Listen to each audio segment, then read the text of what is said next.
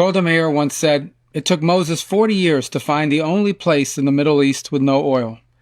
But Israel's wealth lay not under the ground, but in its people, the Jewish people, who made the desert bloom into a high-tech superpower."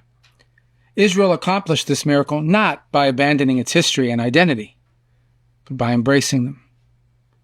Sadly, some of Israel's neighbors have failed to appreciate how following Israel's example could have brought prosperity to the region.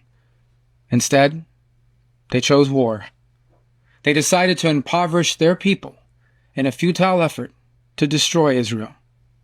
They succeeded in the former, while failing in the latter. Anti-Semitism is the world's oldest bigotry, and given that we are all here today, it is also the world's most futile.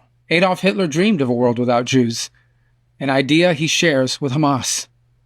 Today, these regimes and empires have crumbled into dust, but Israel stands, and the Jewish people prosper.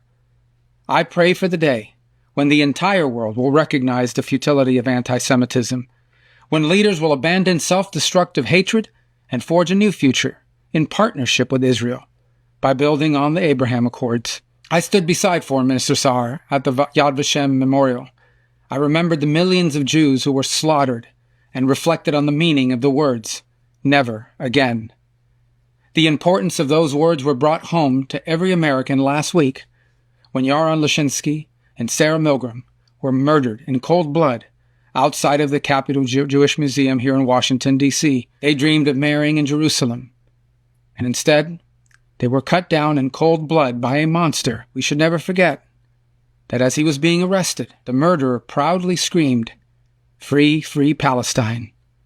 Words that now serve as a battle cry for the death of Jews, the destruction of Israel, and the horrors we must never again allow. Under President Trump, the United States will stand with the Jewish people.